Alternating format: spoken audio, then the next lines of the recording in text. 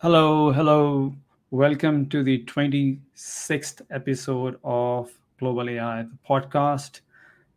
This time we are joined by Karin. I'm Arafat Tessin, and today I'll be joined by my co-host Somi. So we both are Microsoft MVPs for artificial intelligence, and just for the housekeeping, we do this just to create an awareness for artificial intelligence across the board and across the globe. Today we are so much glad that we are joined by an executive dean of RMIT University. Over to you, Karen, for your better introduction, I think. Yeah, sure. No worries. So I am, as you said, the executive dean of the School of Computing Technologies at RMIT. And I also am a researcher who's been working on natural language processing for about 30 years. And I specifically have been focusing my efforts around biomedicine. And that has brought me into contact with a lot of people in the health sector. And so I've also become a co-founder of something called the Australian Alliance for AI in Healthcare. And that's a community organization, really, of people who are talking about the issues of implementing AI in healthcare settings. Oh, sorry. Interesting. So I never knew when I was going through your profile, I did not know that you have aced in the natural language processing as well. So this is fascinating for sure. Very exciting. We can together dig deeper. Yeah. Because it's all about natural language these days, with the advent of ChatGPT and all that. But yeah, we'll go to that part. But let's talk about like how AI in health has become your focus, like coming from the NLP background. Is it something you chose, or was it something very closer to your heart? What's the story behind it? Yeah, look, I've always loved language, so that's how I got started with natural language processing. And in fact, I spent a number of years working in AI startups way back in the late 90s and early 2000s, which was crazy. But at some point, I decided to return to a more research-oriented setting, and I joined Los Alamos National Laboratory, which most people associate with like the Manhattan Project. And of course, there's the Oppenheimer movie that's out right now. But what people don't necessarily appreciate is that Los Alamos does a huge amount of science in various ways. So one thing they do is high performance computing. So they have massive computers. And so they actually employ a lot of computer scientists to do research there. And the other thing that they do is a lot of biomedical research. And in fact, the Human Genome Project was hosted at Los Alamos initially. It eventually moved away. But when I arrived at Los Alamos, there were people who were combining those two things and actually doing computational biology. And wow. The very first week there, one of my colleagues said, you work on language processing. I think we can use your skills in my project. And I said, okay, what's your project? And he said, I work on protein function prediction. And I said, what's a protein? But then through talking to him, I sort of discovered that actually the scientific literature, which is what? Words, right? It's language, yeah. It's text. The scientific literature is a huge source of information about science. And so I started working in protein function prediction with him by essentially trying to machine read scientific papers to look for information about proteins, how they interact with other proteins, relationships between proteins and diseases, and the kind of biological pathways that lead to disease. And so I slowly found myself getting sucked into this biomedical area. And through that route of natural language processing, realizing that there was just a huge amount of information in text form that we needed to make sense of. So that's how I started. And at some point, I realized that okay, there's obviously a lot going on in science, But where this stuff really can have an impact is in the clinical domain, where we're trying to leverage that knowledge and leverage those insights to help patients and help people, right? And I also, as a patient, was noticing that we were writing a whole lot of things down in the context of healthcare. We were making notes, and even you go to the emergency department, the first thing they do is ask you questions, and they type the answer down. Your GP writes notes. They go straight into a piece of software and start typing the notes. And so all of this was happening, and I thought, well, there's a huge amount of information about patients and their symptoms and their diseases and their progress and all of that captured in text form. So maybe I should be thinking about trying to leverage this natural language processing interest and skills that I have in the context of clinical text. And so that got me then working in the clinical domain as well and trying to develop that, which then made me realize all of the challenges that there are, in fact, in working with health data, particularly from a computation perspective, because it's hard to get access to, it's very sensitive data, of course. And anyway, so I broadened my perspective over time, trying to actually look at the system in addition to the kind of particular opportunities for leveraging NLP in that context. Wow, I think this has, or the evolution of your whole career has been so very well crafted that we can see the challenges and notice the challenges in our day-to-day lives, for coming from the very handwritten notes to digitizing it and making now sense of that data. And you have been looking at it from very closer angle since the starting day, which is super cool. I think the next question on this would be that when you said that, yes, there has been a digitization or a little bit of digitization, if not everywhere around the globe, of those nodes or the data, how the adoption has been so far. And also, in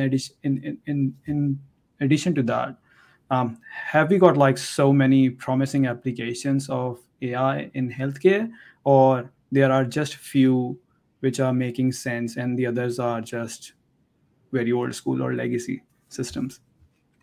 Yeah, look, it's definitely work in progress. So the areas where we've seen the most adoption and the most benefit from AI so far are imaging applications. So computer vision, image analysis applications. And that's for two reasons, really. One is that the data itself is more regular, it's higher quality, it's easier to access, it comes off of a machine. These machines are made by a small number of manufacturers globally. So, if you take an image off of a machine in Germany, or you take image off of a machine in India, they're going to be very similar, right? There's sort of a quality control there. Plus, from a AI perspective, it's a nice, neat data format. It's an N by M matrix of pixels.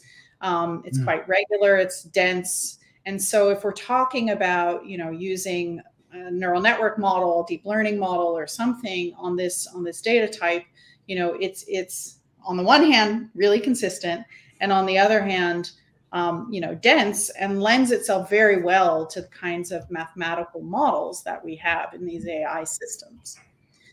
Other kinds of clinical data are much less regular, much less consistent, and in some cases missing entirely. Right. So because of variations in our healthcare system, we have very different documentation practices in different countries and even different hospitals. And so the use of clinical data from electronic health records is much more fragmented and just a lot harder.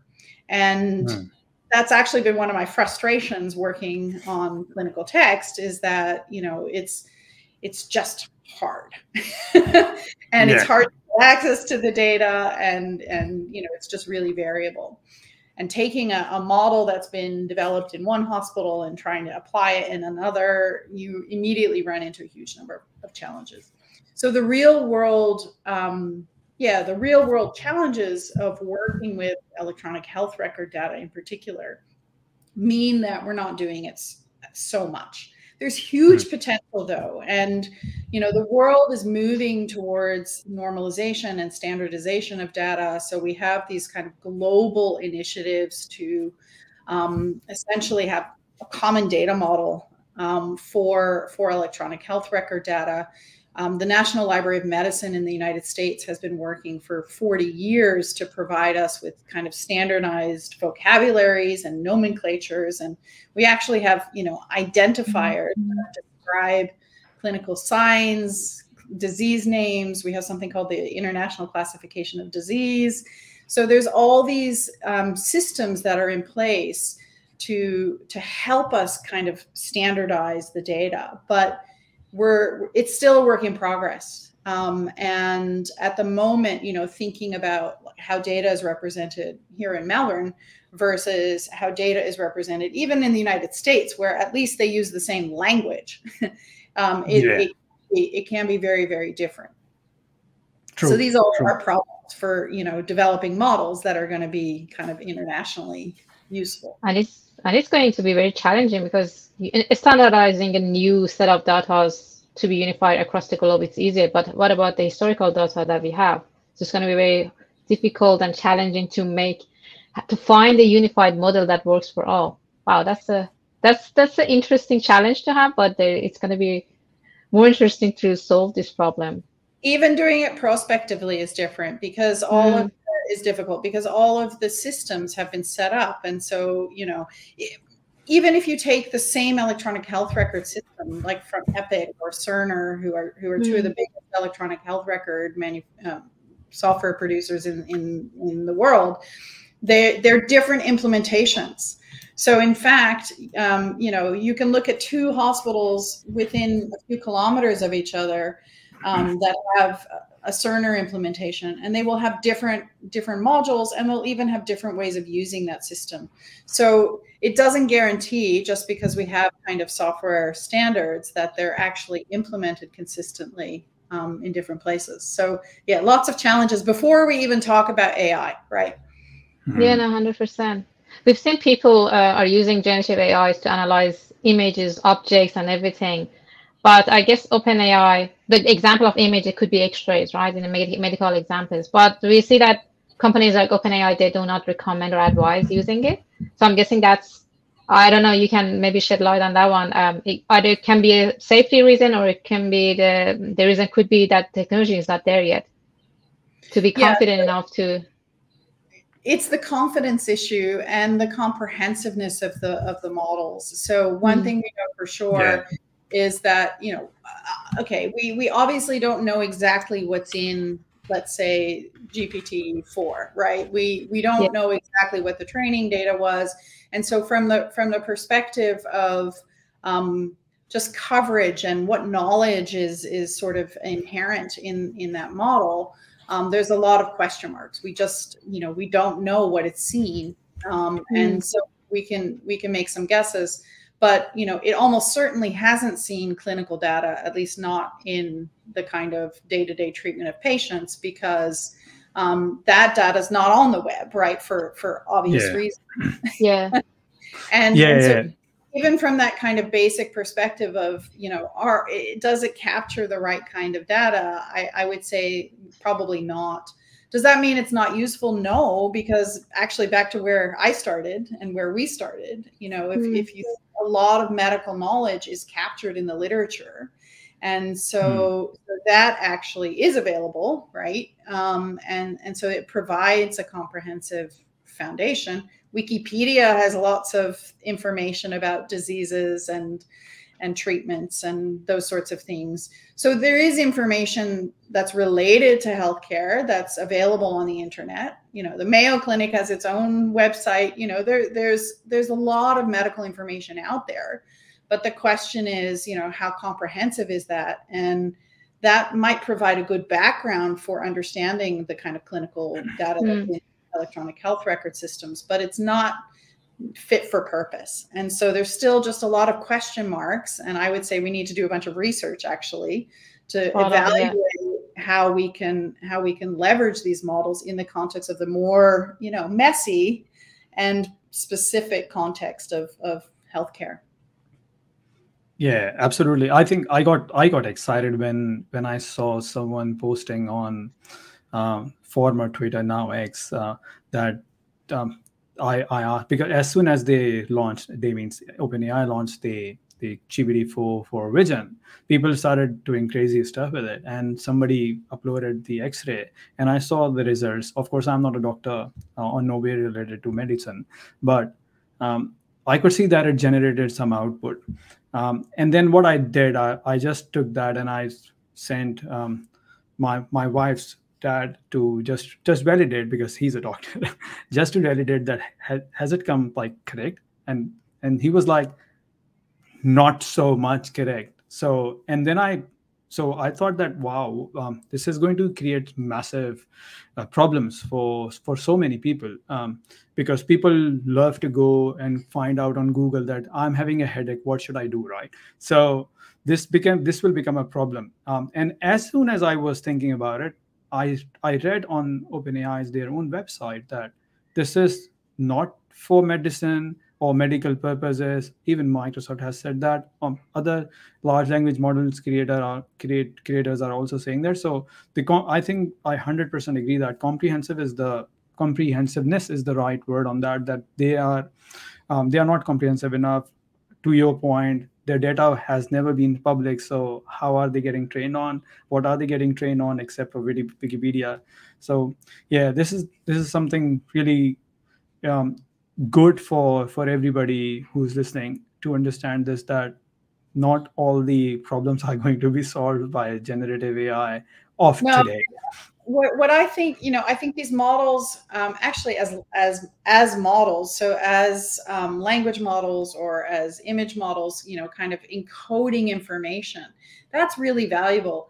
But I think in application, we need to be really careful. And I personally believe that the most value we can get from these models is to use them in the context of a targeted application, which we can train, test, and evaluate specifically for. And so that's essentially, what I'm talking about is taking a foundation model of some variety and then fine-tuning it for a particular task, making sure that it has, seen exactly the kind of data where we want to use it, and where we can set up an evaluation of that. And so it's not generative.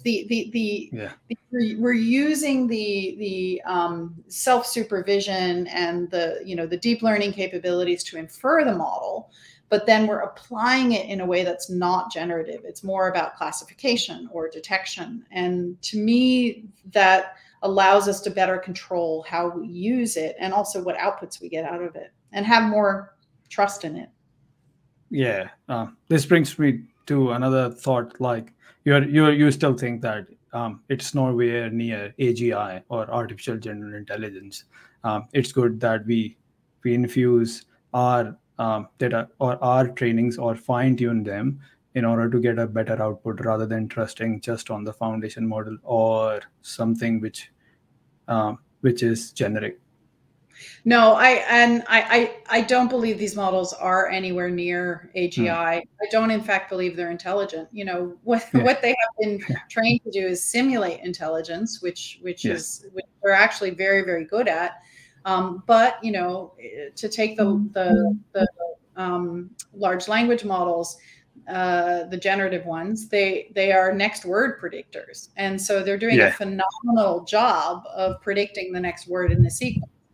But do they have any intelligence? Do they have any understanding? No, they don't even. So one of my PhD students is looking at negation in the context of these large language models. And another one is looking at numerical reasoning. And neither one of those things, by the way, work well, right? So these large language, the generative systems, they don't even see negation. So if you take a statement and you invert it by putting not somewhere in there, they will answer exactly the same way as if the not wasn't there. So humans would never do that, right? As soon as you say, Yeah. you know, this person is not happy, you know that it's the opposite of this person is happy, right? And so the inferences that follow from that are different.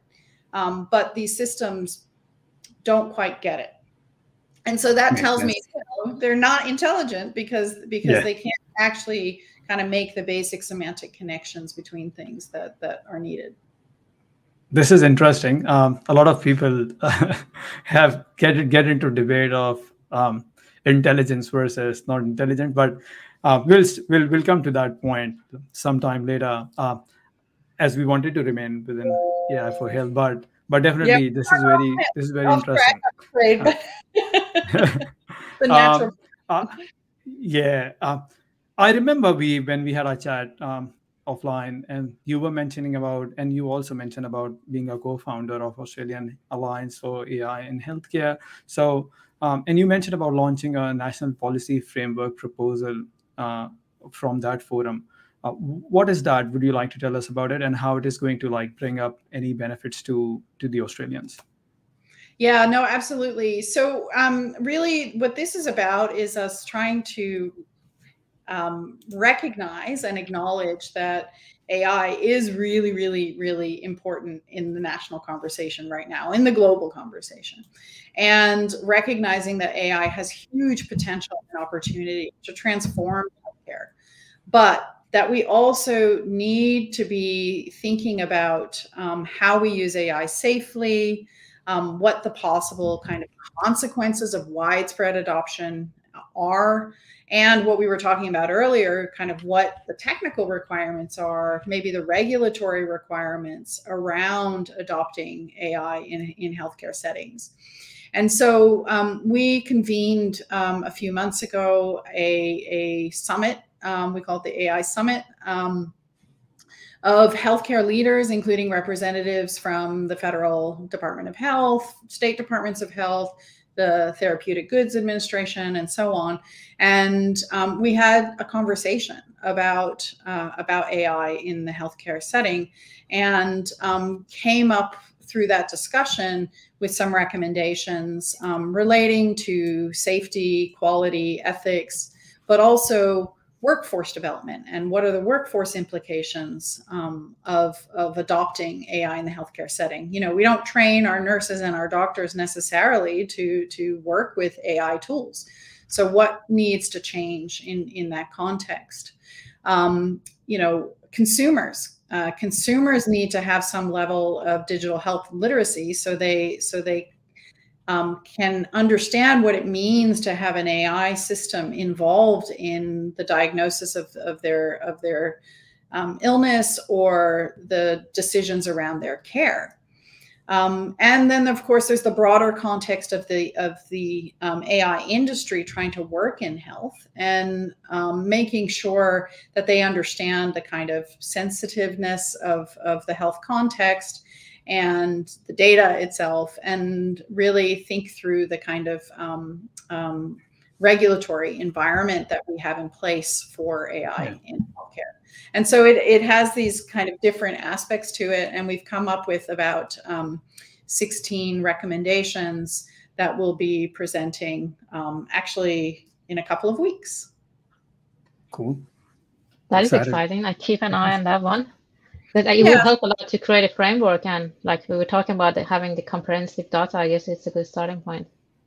Yeah, I mean, and this is about, you know, just these are recommendations, and you know, we're not saying this is the only way to approach things. And of course, there are much broader conversations also being driven by Department of Industry around responsible AI, and so you know, this focus on healthcare has to connect to the broader conversations, but there are specific aspects to the healthcare setting.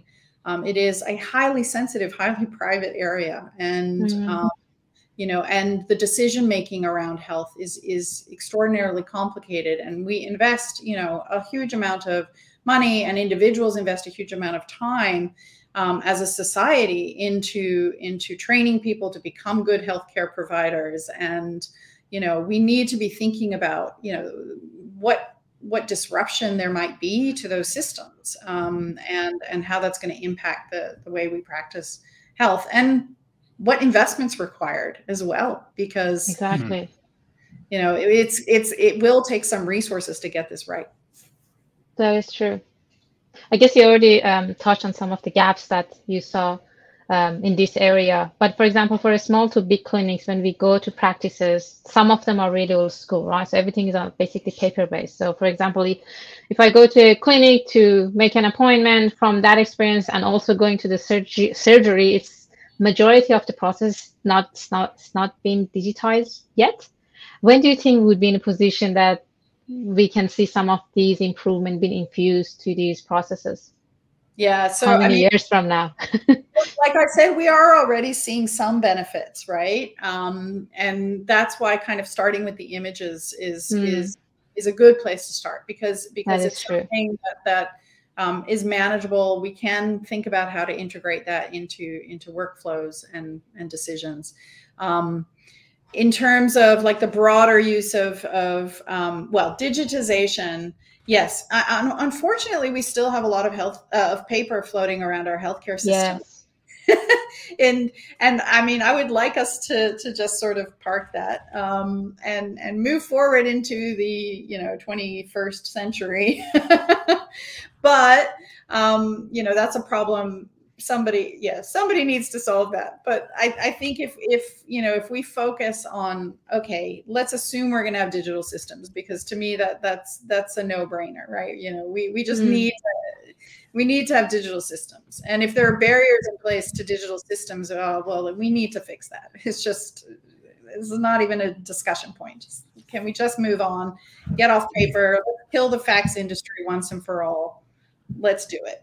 We can do it. We have a My Health record. We have a way to safely and securely share data. Let's just do it. Then we need to think about, let's assume that's done. And then we need to think about, how we can integrate AI more broadly into the system. And that's going to take time. Will that be 5 years from now? Well, we're going to see little pockets, right? We already have genetic testing that uses biomarkers, and that's building on bioinformatics. It's not AI necessarily, but we're going to start to see, kind of more targeted, specific uses of AI that support particular diagnoses, detection of particular problems. And then little by little, it will expand, and these tools will become more powerful because they'll also have access to more data.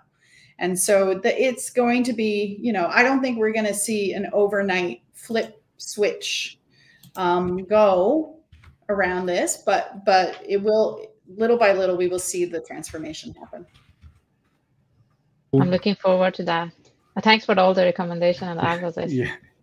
Very useful. I definitely had like half of more questions. What I've asked you, Karin, but I'm mindful of this. I know. I'm sorry. So we'll definitely have to do part 2, and that part 2 needs to be infused with a lot with NLP in that Yes, context. please. So yeah, because there has been a lot of discussion. Like, it's not just health. When you were talking about the NLP part, I was thinking law, because why not? There has been a similar complications with it. We don't see the lawsuits or the public lawsuits are there, but there are private lawsuits which are not here, not on the internet, publicly available. So similar kind of scenarios, of course, not life threatening or life critical as health, but they are a part of our lives. So we'll definitely request you to be with us again.